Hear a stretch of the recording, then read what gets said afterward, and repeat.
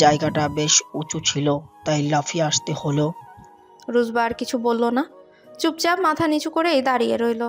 জারাফ ধীর পায়ে এগোচ্ছে রুজবার দিকে। রুজবা মাথা নিচু করেই পিছিয়ে যাচ্ছে। একসময় একটা গাছের সাথে পিঠ ঠেকে যায় রুজবার।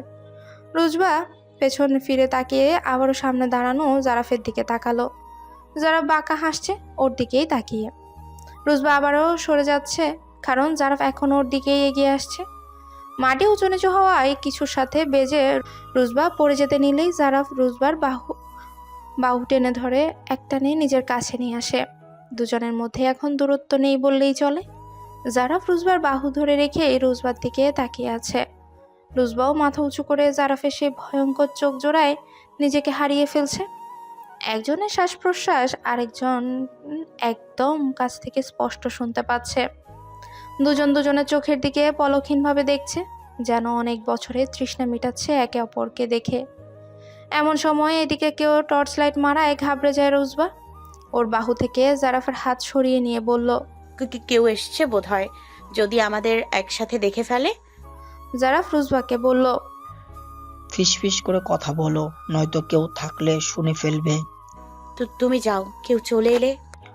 হুশ, আস্তে কথা বলতে বললাম না? তুমি দাঁড়াও এখানে, আমি গিয়ে দেখি। কেউ না থাকলে মেসেজ দিব, চলে যেও তোমরা। রুজবা মাথা নেড়ে সম্মতি জানাতে জারাফ যেভাবে এসেছিল ঠিক সেভাবেই চলে গেল। রুজবা আর ফারিন একে অপরের হাত ধরে রেখেছে। দুজনেরই প্রচুর ভয় লাগছে। মিনিট দুয়েক বাদে জারাফ মেসেজ দিল, রাস্তায় কেউ নেই, তোমরা বাড়িতে চলে যাও। রুজবা মেসেজটা দেখে নিল। তারপর দুই বান্ধবী একসাথেই লাফিয়ে নামলো উঁচু বাড়িটা থেকে। রুজবাদের বাড়ি আর এই বাড়িটার মাঝে যে নিচু ক্ষেতটা আছে সেখানে দিয়ে এক দৌড়ে রুজবাদের বাড়ি চলে গেল। বাড়িতে এসে দুজনেই বুকে হাত দিয়ে হাঁপাচ্ছে। ভাগ্যিস কেউ দেখেনি। এমন সময় জারাফ আবারও টেক্সট করলো, বাসায় গেছো? তুমি কোথায়? বাসায় যাচ্ছি। আচ্ছা, তাহলে পরে কথা হবে।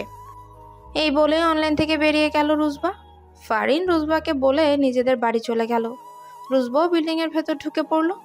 নুহাস ভাই, দ্রুত পায়ে নিজের ক্লাসের দিকে এগিয়ে যাচ্ছিল নুহাস। পেছন থেকে মেয়েলি কণ্ঠে নিজের নাম শুনতে পেয়ে হাঁটা থামায়ও। পেছন ঘুরে ফারিনকে দেখতে পেয়ে মুচকি হাসে নুহাস।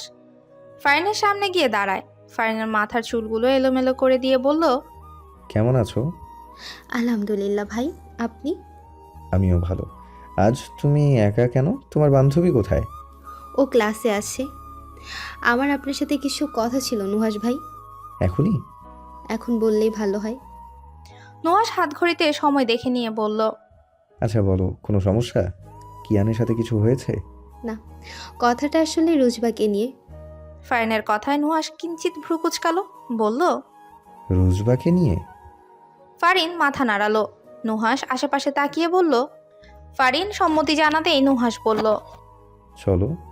নুহাসের পিছু হাঁটা শুরু করলো ফারিন। নুহাস একটা ক্যাফেতে নিয়ে এলো ফারিনকে।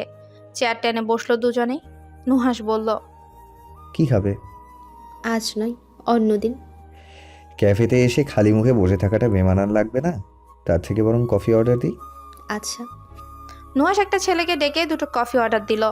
তারপর ফারিনের দিকে ঘুরে দুহাত দিয়ে টেবিলে ভর রেখে থুতনি ঠেকালো, বলল, এবার বলো। ফারিন আমতা আমতা করে বলল, আপনি কি রুজবাকে সত্যি ভালোবাসেন? ছোট্ট একটা শ্বাস ফেলে নুহাস বলল, তোমার বান্ধবী না হয় বুঝে না, কিন্তু তুমিও বুঝবে না? মুখে বলতে হবে আমার? ফারিন কি বলবে ভেবে পেল না। নুহাস নিজেই বলল, হঠাৎ এই কথা জিজ্ঞেস করছো কেন? আমার মনে হয় রুজবা জারফকে পছন্দ করতে শুরু করেছে। একটা ছেলে এসে কফি দিয়ে গেল দুজনকে। নুহাস কফিতে চুমুক দিয়ে কিঞ্চিত ভ্রু কুচকে বলল, জারাফ? আমাদের পাশের এলাকায় বাড়ি, ঢাকা ভার্সিটিতে পড়াশোনা করছে। 9 মাস ধরে পরিচয় ওদের। কাল জারফ রুজবাকে আপনার বাইকে দেখে রাগারাগি করেছে। সেই নিয়ে ওর মন খারাপ ছিল। জারফের হাবভাব মনে হয় ভালোবাসে, কিন্তু মনের মাঝে কি চলে জানি না। কাল দেখা করতেও এসেছিল। আমার রুজবাকে দেখে যতদূর মনে হয় জারাফুকে প্রপোজ করলে ও রাজি হয়ে যাবে নুহাস ভাই। নুহাস মনোযোগ সহকারে ফারিনের কথাগুলো শোনাও, বলল, তারপর? তারপর মানে? আপনি এখন ওকে ভালোবাসার কথা জানাবেন না? তোমার বান্ধবী তো জানে ফারিন। আপনি নিজে তো বলেননি কখনো আপনি রুজবাকে খুব ভালোবাসেন। রুজবা আশেপাশে থাকলে আপনার চোখ সেটা বলে দেয়। রোজবা বুঝে না তো। বোঝান আপনি। হুম। চোখের সামনে রুজবাকে জারাফের সাথে দেখতে পারবেন? কষ্ট হবে না? ওই যন্ত্রণা সহ্য করার ক্ষমতা আছে? নুহাস তখনই কিছু বলল না। কফি শেষে চুমুক দিয়ে বলল, চলো এবার উঠি। কথাটা বলেই নুহাস উঠে গিয়ে কফির বিল দিয়ে আসলো। তারপর বেরিয়ে গেল ক্যাফে থেকে। ফারিন নুহাসের পিছু নিয়ে বলল, আপনার কোনো প্রতিক্রিয়া দেখছি না নুহাস ভাই। আপনার মনের মাঝে কি চলছে সেটাও বুঝতে পারছি না। শুধু বুঝতে পারছি কিছু একটা তো অবশ্যই চলছে আপনার মনে। সম্পর্কের সমীকরণ বদলাতে কতক্ষণ ফারিন? মাঝে মাঝে এমনও হয়ে যায় আমরা চাই না তার সাথেই সারাটা জীবন কাটাতে হয় আমাদের। কথাটা বলে আর এক মুহূর্ত না দাঁড়িয়ে নিজের ক্লাসের দিকে চলে গেল নুহাস। ফারিন অবাক না হয়ে নুহাসের যাওয়ার দিকে তাকিয়ে রইল। কথাটার মানে খুঁজে পেল না ফারিন। ফারিন কাঁধে স্পর্শ পেয়ে পেছনে ফিরে রুজবাকে দেখল। রুজবা ভ্রুকুচকে জিজ্ঞেস করলো, কোথায় ছিলি তুই? কখন থেকে খুঁজছি তোকে। এদিকে ছিলাম, চল ক্লাসে যাই। চল। দুজনের ক্লাসের দিকেই চলে গেল। ফারিনকে চিন্তিত দেখাচ্ছে।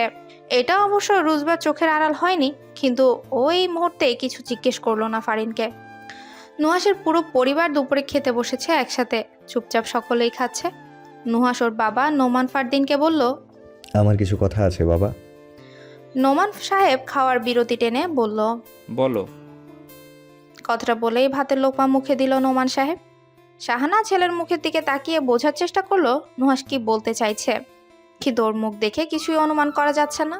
নুহাস কোনো ভনিতা ছাড়াই বলল, আমার একজনকে পছন্দ বাবা, আর ওকে বিয়ে করতে চাই আমি। নুহাসের কথা শুনে ওর বড় ভাই নিবিড় ফারদিন কেসে উঠল। নিবিড়ের বউ আদিরা দ্রুত এক গ্লাস পানি এগিয়ে দিল নিবিড়ের দিকে। শাহানা বেগম ধমকের স্বরে বলল, ধীরে সুস্থে খাবি তো নিবিড়। নিবিড় কিছু বলল না। ভাবলো নুহাস কত ফাস্ট, অথচ আদিরাকে বিয়ে করার সময় বাসায় জানাতে 6 মাস লেগে গেছিল ওর। আর নুহাস অকপটে বাবার সামনে বসে বিয়ের কথা বলে ফেললো। তার উপর ওর এখনো স্টাডি শেষ হয়নি। নোমান সাহেব বলল, তোমার স্টাডি এখনো শেষ হয়নি নুহাস। আর তাছাড়া তোমার মতো বেকার ছেলের হাতে কোনো মেয়ের বাবা কেন তার মেয়েকে তুলে দিবে? বিয়ের পরেও স্টাডি শেষ করা যাবে। আর আমি তো বলছি না বিয়ে করিয়ে এখনই বউ ঘরে তুলে নিয়ে আসবো। আপাতত কাবিন করে রাখলেই হবে। আমার স্টাডি শেষ হোক, নিজে কিছু একটা করি, তারপর বউ ঘরে তোলা যাবে। কথাগুলো বলেই নুহাস আবারও খাওয়ায় মনোযোগ দিল। এদিকে চারজোড়া চোখ অবাক চোখে নুহাসের দিকে তাকিয়ে আছে।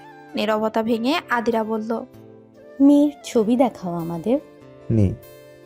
সোজা সাপটা জবাব নুহাসের। নিবিড় ভ্রু কুচকে বলল, একটা মেয়েকে তোর পছন্দ, তাকে বিয়ে করতে চাইছিস, অথচ তার ছবি নেই তোর কাছে। ব্যাপারটা অদ্ভুত না? প্রেম করলে ছবি থাকতো, প্রেম করিনি তাই ছবি নেই। নুহাসের কথার আগামাথা কিছুই কারো মাথায় ঢুকছে না। আদিরা বলল, ক্লিয়ার করো, এরকম ছাড়া ছাড়া ভাবে কথা বলছো কেন? নুহাস খাওয়া শেষ করে বলল, ওকে আমার পছন্দ, সহজভাবে বললে ভালোবাসি, আরও 3 বছর আগে থেকে। আর মেয়েটা ভালোবাসে না? নিবিড়ের কথায় নুহাস বলল, নিজ মুখে জানাইনি কখনো, তবে জানে ওকে আমি ভালোবাসি। ওসব প্রেম আমার দ্বারা হবে না, তাই সরাসরি বিয়ে করতে চাইছি। নিবিড় খেতে খেতে বলল। Good decision.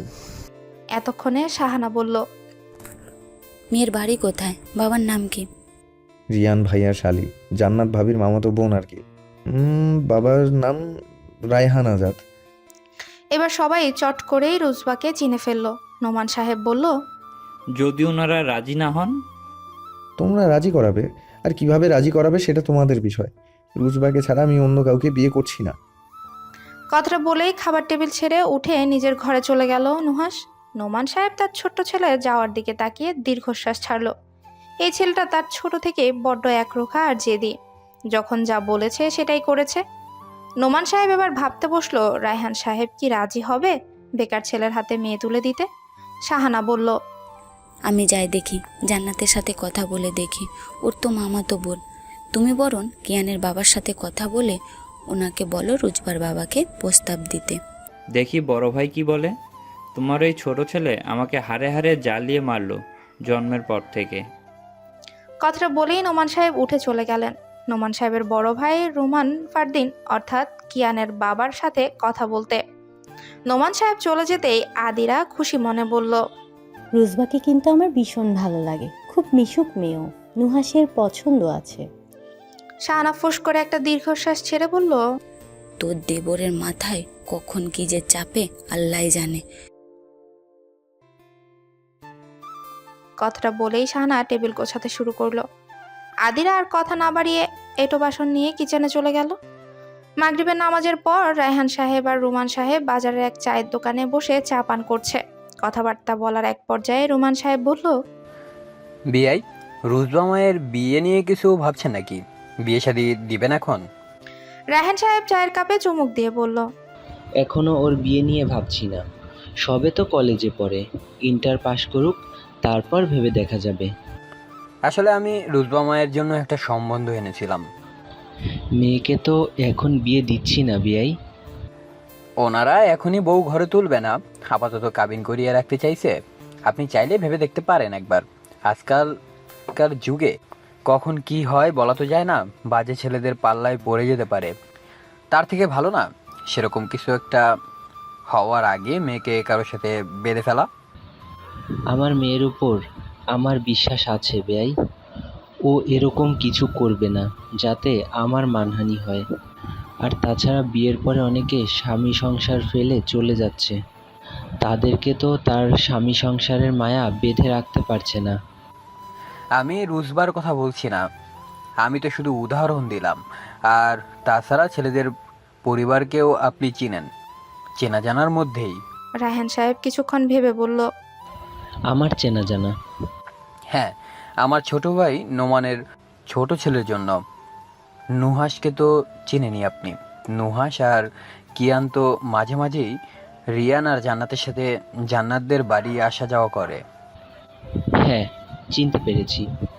নোমানের পরিবারের সকলেই রুজবাকে ভীষণ পছন্দ হয়েছে। আজ দুপুরেই নোমান আমাকে এই বিষয়ে জানিয়েছে। আমি যাতে আপনার সাথে একটু কথা বলি।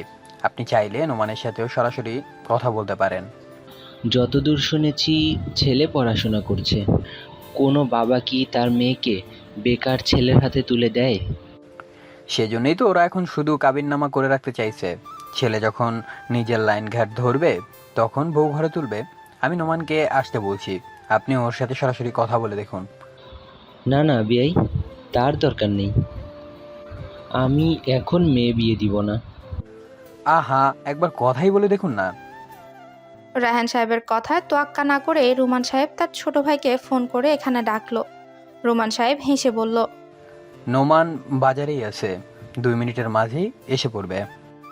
রায়হান সাহেব সামান্য হাসলো। কিছুক্ষণের মাঝেই নোমান সাহেব এসে উপস্থিত হলো চায়ের দোকানে। রায়হান সাহেবকে সালাম দিয়ে রুমান সাহেবের পাশে বসে পড়লো। রায়হান সাহেব আরও 3 কাপ চা দিতে বলল এখানে। অতঃপর তিনজনে আবারও তাদের আলোচনা শুরু করে। তোমার বাসার সামনে আছি, বাইরে আসবে? জারাফের এমন মেসেজে ভ্রু কুচকে ফেললো রুজবা। ঘড়িতে সময় দেখলো 7:30 বাজে। এই সময় বের হবে কি হবে না ভেবে পেল না। রুজবার ভাবনার ছেদ ঘটিয়ে আবারও মেসেজ টোন বেজে ওঠে। জারাফ লিখেছে, অপেক্ষায় আছি তো, প্লিজ এসো। রুজবা ফোঁস করে একটা দীর্ঘশ্বাস ছাড়লো। তারপর পা টিপে টিপে বের হলো ঘর থেকে। গেটের বাইরে পা রাখতেই জারাফ রুজবার কোনোয় ধরে টেনে একটু আড়ালে নিয়ে গেল। রুজবা বড় বড় চোখ তাকিয়ে বলল, মাথা খারাপ তোর? এখানে এসছো কেন? আর এই সন্ধ্যায় যদি কেউ দেখে ভাবতে পারছো কি হবে? হুশ, কিছু হবে না, আমি এক্ষুনি চলে যাব। কেন এসছো? তোমাকে দেখতে। কেন এসছো? সব কেনর উত্তর হয় না। রুজবা চুপ হয়ে গেল। কি বলবে ভেবে পেল না। জারাফের আশেপাশে থাকলেও কেমন যেন একটা হয়ে যায়। জারাফের প্রতি ওর এই অনুভূতিগুলোর নাম কি? জারাফের ডাকে সাড়া না দিয়ে থাকতে পারে না কেন? আর জারাফ বারবার কেন ছুটে আসে রুজবার কাছে? ভালোবাসে? তাহলে ভালোবাসি বলছে না কেন এখনো? ভাবছে রুজবা। জারাফ রুজবার সামনে তুড়ি বাজিয়ে বলল, কি ভাবছো? কিছু না, আসছি আমি। আব্বু চলে আসবে যখন তখন। কথাটা বলে জারাফকে কিছু বলার সুযোগ না দিয়ে বাড়ির ভেতরে ঢুকে গেল রুজবা। জারাফ রুজবার যাওয়ার দিকে তাকিয়ে ফুস করে একটা দীর্ঘশ্বাস ছেড়ে নিজের বাড়ির দিকে পা বাড়ায়। রাতে খাবার শেষে ঘরে যেতে যেতে রুজবা শুনতে পেল ওর আব্বু ওর মাকে বলছে, রুতবার জন্য একটা সম্বন্ধ এসেছে শারমিন। এত তাড়াতাড়ি রূপজাকে বিয়ে দেব না, বলেননি সেটা? হ্যাঁ, আমিও সেটাই বলেছি, কিন্তু ওনারা হাল ছাড়ছে না। যাই করো ভেবেচিন্তে করো। হুম। আর কথা না বাড়িয়ে খাওয়ায় মনোযোগ দিল দুজনেই। রোজবা নিজের ঘরে গিয়ে শুয়ে পড়ল। ও জানে ওর আব্বু এখন ওকে বিয়ে দেবে না, তাই এই বিষয়ে অতটা মাথা ঘামালো না। পাশ থেকে ফোন নিয়ে জারাফকে মেসেজ করলো রোজবা। Minute 5 গড়াতেই জারাফের reply. হ্যাঁ রোজ, বলো। কি করো? বন্ধুদের সাথে আছি, তুমি কি করছো? শুয়ে আছি। রোজবার হঠাৎ করেই মনে হলো জারাফকে এই সম্বন্ধের কথাটা বলে দেখুক, জারাফ কেমন রিয়েক্ট করে। যদি ভালোবেসে থাকে তাহলে তো অবশ্যই রিয়েক্ট করবে। যে ভাবা সেই কাজ। রোজবা লিখলো, একটু আগে আব্বু মাকে বলছিল কে যেন আমার জন্য বিয়ের প্রস্তাব পাঠিয়েছে। মেসেজটা দেখে তৎক্ষণাৎ জারাফ ফোন করলো। রোজবা ঠোঁট চেপে হেসে ফোন রিসিভ করলো। জারাফ বলল, বিয়ে দিয়ে দিবে তোমায় এখন? মেয়ে হয়েছে যখন, একদিন আগে আর পরে তো বিয়ে দিবেই। তোমার বয়স কত? এখনই বিয়ের সম্বন্ধ দেখছে, তুমি বিয়েতে রাজি হবে না রোজ? রোজবা ঠোঁট কামড়ে ধরে হাসি আটকালো, বলল, কেন? অত শত জানি না আমি। রোজবা বুঝতে পারে ওর মনে জারাফের জন্য যে অনুভূতি আছে, জারাফের মনেও সেই অনুভূতি কাজ করে। রোজবা খুব করে চায় জারাফ সেই অনুভূতির কথাগুলো রোজবাকে বলুক, কিন্তু জারাফ সেরকম কিছুই করছে না। ঘুরিয়ে ফিরিয়ে এটা সেটা বলে, কিন্তু সরাসরি কিছুই বলছে না। রোজবা মৃদু হেসে বলল, বিয়ে দেবে না এখন, আব্বু না করে দিয়েছে। যাক, আলহামদুলিল্লাহ। জারাফের কথায় রোজবা শব্দ করে হাসলো। আর কিছুক্ষণ টুকটাক কথা চললো দুজনে, তারপর ফোন রেখে দিয়ে ঘুমিয়ে পড়লো। দুটো ক্লাস করে বের হয় রোজবা আর ফারিন। মাঠে যেতেই দেখা মিলে নুহাস আর কিয়ানের সাথে। রোজবা টুকটাক কিয়ানের সাথে কথা বলে অন্যদিকে চলে যায়। কিয়ান আর ফারিন মাঠের এক কোণে বসে যায় কথা বলার জন্য। নুহাস সরে যায় ওখান থেকে। রোজবা হাঁটতে হাঁটতে কলেজের বাইরে চলে যায়। রাস্তার ওপারে হাওয়াই মিঠাই দেখতে পেয়ে রাস্তা পার হওয়ার জন্য এক পা বাড়িয়ে আবার দাঁড়িয়ে পড়ল। ও দুপাশ থেকে গাড়ি যাওয়া আসা করছে। ও একা কিছুতেই এই মুহূর্তে রাস্তা পার হতে পারবে না। ওর এমনিতেই রাস্তা পার হওয়া আর পানিতে প্রচুর ভয়। পানি দেখে ভয় পাওয়ার কারণ ও সাঁতার জানে না। গ্রামের মেয়ে, গ্রামে বেড়ে উঠেছে, অথচ সাঁতার জানে না। বিষয়টা অন্য সবার কাছে হাস্যকর হলেও এটাই সত্যি। এদিকে গাড়ি কমছে না। রোজবা দাঁড়িয়ে দাঁড়িয়ে ভাবছে কি করে পার হবে। এমন সময় কেউ রোজবার হাতের কবজি আলতো করে চেপে ধরে। চমকে পাশে তাকায় রোজবা।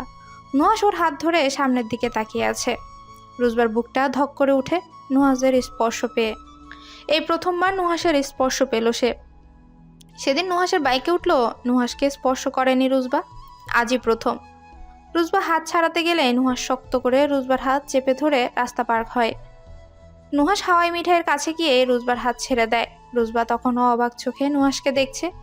নুহাস 4টা হাওয়াই মিঠাই কিনে রোজবার হাতে দিয়ে বলল, 2টা তোমার আর 2টা ফারিনের। আমি কিনে নিতে পারতাম তো। অন্য সময় নিজে কিনে খেও, আপাতত আমার কিনে দেয়াটাই খাও। এটুকু বলে নুহাস আবারও রোজবার হাত ধরে রাস্তা পার হয়। কলেজের সামনে এসে রোজবার হাত ছেড়ে দিয়ে ভেতরে চলে যায় নুহাস। রোজবা স্তব্ধ হয়ে দাঁড়িয়ে থাকে ওখানেই, শুধু নুহাসের কথাটাই ভাবছে। নুহাস পেছন ফিরে রোজবাকে দাঁড়িয়ে থাকতে দেখে বলল, ওখানেই দাঁড়িয়ে থাকবে? রোজবা মাথা নাড়িয়ে দ্রুত পা চালায়। নুহাস গিয়ে কিয়ানের পাশে বসে পড়ে। রোজবাও গিয়ে ফারিনের পাশে বসে। রোজবা ফারিনকে একটা হাওয়াই মিঠাই দিয়ে আর একটা কিয়ানকে দেয়। ফারিন হাওয়াই মিঠাই প্যাকেট খুলতে খুলতে বলল, কে দিল? রোজবা আর একটা হাওয়াই মিঠাই নুহাসের দিকে এগিয়ে দিয়ে বলল, নুহাস ভাই। কিয়ান আর ফারিন একে অপরের দিকে তাকিয়ে মৃদু হাসলো। নুহাস তখনও হাওয়াই মিঠাই নেয়নি। রোজবা বলল, কতক্ষণ ধরে রাখবো নুহাস ভাই, নিন। তুমিও খাও, এসব বাচ্চা কাচ্চার খাবার আমি খাই না। রোজবা চোখ রাঙিয়ে তাকিয়ে বলল, আপনি আমায় বাচ্চা বললেন? নুহাস কিয়ানের দিকে তাকিয়ে বলল, কিয়ান, আমি কি ভুল বলেছি? কিয়ান দ্রুত 2 দিকে মাথা নাড়ালো, যার অর্থ না। রোজবা ফুস করে দীর্ঘশ্বাস ছেড়ে বলল, কিয়ান ভাই আপনিও? রোজবার কথায় নুহাস মৃদু হেসে ফোন বের করে ভিডিও দেখায় ব্যস্ত হলো। ফারিন আর কিয়ান হেসে হাওয়াই মিঠাই খাচ্ছে। রোজবা বসে না থেকে ও নিজেও হাওয়াই মিঠাইয়ের প্যাকেট খুলতে শুরু করলো। 2 দিন পরের কথা। রায়হান সাহেব আজও মাগরিবের নামাজ পড়ে একটা চায়ের দোকানে বসেছে। এমন সময় রায়হান সাহেবের এলাকার একজন লোক এসে ওনার পাশে বসলো। রায়হান সাহেব 2 কাপ চা দিতে বলল। এখানে লোকটা বলল, 2 দিন ধরে আপনাকেই খুঁজছি আমি। কেন, কোনো সমস্যা? রায়ান সাহেবের কথায় লোকটা আশেপাশে